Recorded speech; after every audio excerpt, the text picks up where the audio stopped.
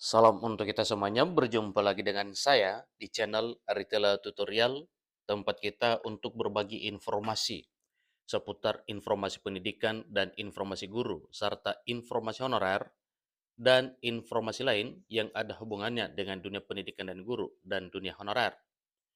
Pada pertemuan ini, saya menyapa seluruh Bapak Ibu honorer senair yang selalu setia melaksanakan tugas tanpa mengenal lelah dalam melaksanakan kegiatan pelayanan publik di instansi pemerintah pusat, demikian dengan instansi pemerintah daerah. Saya yakin Bapak Ibu honorer selalu semangat dan selalu dalam keadaan sehat walafiat. Pada pertemuan kali ini, ada satu hal penting yang perlu saya sarankan kepada seluruh Bapak Ibu honorer terkait dengan revisi Undang-Undang Aparatur Sipil Negara yang masuk pada tahap pengambilan keputusan tingkat 1. Terkait dengan hal tersebut, Menteri Pendayagunaan Aparatur Negara dan Reformasi Birokrasi Menpan RB Abdullah Azwar Anas ungkap siapkan skenario bagi tenaga honorer.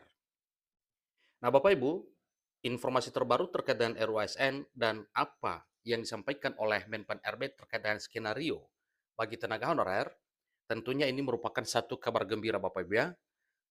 Mari kita simak bersama apa dan bagaimana terkait dengan RUASN yang segera masuk pada tahap pengambilan keputusan 1. Semoga saja sesuai dengan apa yang disampaikan sebelumnya bahwa 3 Oktober 2023 RUASN akan segera ketok palu.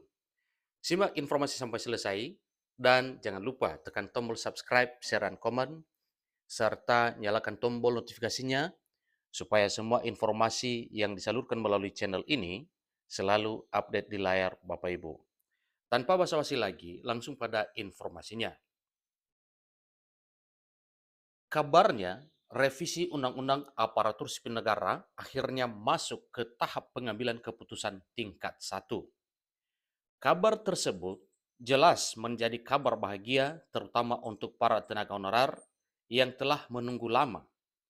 Kenapa? Karena memang dalam revisi Undang-Undang Aparatur Sipil Negara, semua diatur mengenai ASN, P3K, apalagi pengangkatan honorer menjadi aparatur sipil negara, baik status pegawai pemerintah dengan perjanjian kerja atau P3K, dan pegawai negeri sipil ataupun PNS. Menteri Pendayagunaan Aparatur Negara dan Reformasi Birokrasi Menpan RB Abdullah Azwar Anas bahkan mengungkap telah mempersiapkan skenario terbaik untuk penataan tenaga honorer. Ingat Bapak Ibu ya, Menpan RB telah mempersiapkan skenario terbaik untuk penataan tenaga honorer. Nah, ini satu hal yang membuat kita berbahagia karena memang apa yang dipikirkan dan dibuat oleh Menteri Pan RB terkait dengan honorer ini merupakan satu hal positif demi nasib para honorer non-ASN.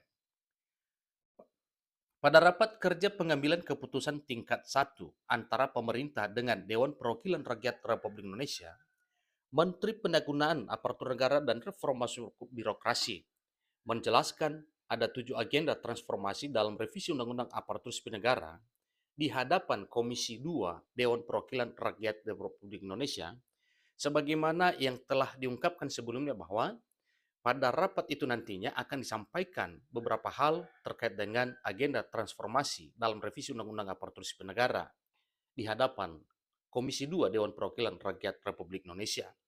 Nah, tentunya ini adalah untuk meminta persetujuan ya terkait dengan hal tersebut sehingga nantinya hal ini bisa menjadi satu keputusan. Salah satu yang dibahas Menteri Pan RB yaitu terkait isu penuntasan penataan tenaga honorer. Nah, ini yang paling penting Bapak Ibu ya, yang mana pada rapat tersebut oleh Menpan RB menyampaikan di hadapan DPR RI salah satunya yaitu terkait penuntasan penataan tenaga honorer.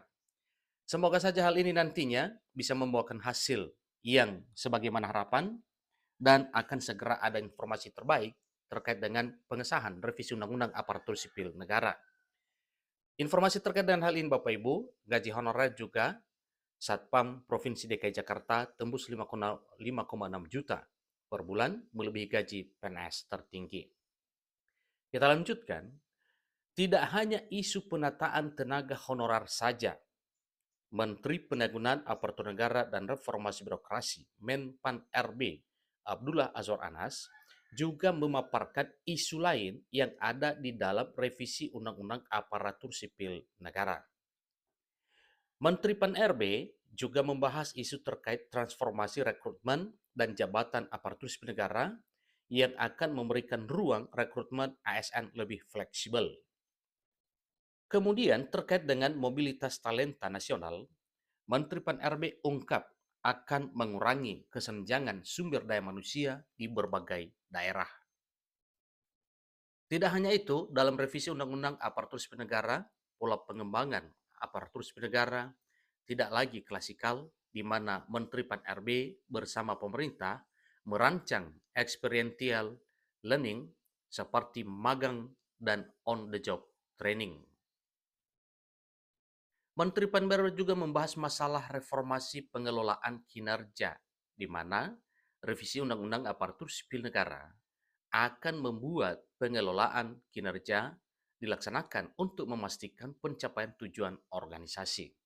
Nah, tentunya kesemuanya ini Bapak Ibu adalah satu hal yang baik demi para honorer tentunya. Isu selanjutnya yang dibahas oleh Menpan RB adalah digitalisasi manajemen ASN. Terakhir, Menteri Pan RB memaparkan isu terkait penguatan budaya kerja dan juga citra institusi. Menteri Penanggulangan Aparatur Negara dan Reformasi Birokrasi Menpan RB Abdullah Azwar Anas mengharapkan dengan revisi Undang-Undang Aparatur Sipil Negara ini atau dengan RUASN ini dapat menjawab tantangan dan ekspektasi publik sehingga butuh birokrasi yang fleksibel, dinamis, lincah, dan profesional. Inilah informasi terkini Bapak Ibu terkait dengan harapan Bapak Ibu honorer yang sedang menantikan keputusan pemerintah bersama DPR RI terkait dengan revisi Undang-Undang Aparatur Sipil Negara yang segera akan disahkan.